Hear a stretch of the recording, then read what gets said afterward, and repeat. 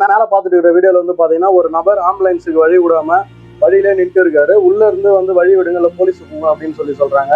அந்த ஒரு நபர் வந்து பாத்தீங்கன்னா ஆம்புலன்ஸ் சைரன் போட்டு இருக்கு. உள்ள பேஷண்ட் இருக்காங்க. இந்த நபர் வந்து பாத்தீங்கன்னா ஒரு லைட்டா ஒரு ஜர்க்க கொடுத்துட்டு போலீஸ் சொன்னோன்னே அப்படியே எஸ்ஸா வர்றாரு. இதுவும் வந்து பாத்தீங்கன்னா தப்பு அப்படின்றத கட்டாயம் நீங்க எல்லாரும் தெரிஞ்சுக்கணும். இந்த நபர் மீது உள்ள இருக்க செவிலியரோ அல்லது வந்து பாத்தீங்கன்னா வண்டி ஓட்டிட்டு போறாரோ இல்ல பேஷண்டோட உள்ள யாரு பேஷண்ட் ஆகிறோம் அவங்களோட சொந்தக்காரோ அல்லது நம்மள மாதிரி இருக்க பப்ளிக்கோ புகார் கொடுத்தாங்க அப்படின்னா கண்டிப்பா அவர் மீது வந்து பாத்தீங்கன்னா நடவடிக்கை எடுப்பாங்கன்ற ஒரு விஷயத்த கட்டாயம் நீங்க எல்லாரும் தெரிஞ்சுக்கணும். ஆம்புலன்ஸ், ஃபயர் சர்வீஸ் அல்லது வந்து பாத்தீங்கன்னா அதர் எமர்ஜென்சி வெஹிக்கிள் ஸ்டேட் கவர்மெண்டால இந்த வண்டியெல்லாம் வந்து எமர்ஜென்சி வெஹிக்கிள் அப்படின்னு சொல்ற வண்டிக்கு யாராவது ஒருத்தங்க வழி விடலை அப்படின்னா இது வந்து பாத்தீங்கன்னா 6 மாதம் வரைக்கும் சிறை தண்டனை 10,000 வந்து அபராதம் அப்படின்றது தெரிஞ்சுக்கணும். வெஹிக்கிள் அமெண்ட்மெண்ட் ஆக்ட் 2019 வந்து பாத்தீங்கன்னா இந்த ஒரு ப்ரொவிஷனை புதுசா சேர்த்திருக்காங்க. அதனால ரோட்ல போறவங்க ஒரு எமர்ஜென்சியா ஒரு வண்டி போகுது அப்படின்னா தயவுசெய்து அப்படியே லைட்டா சைடு வாங்கிட்டு போங்க.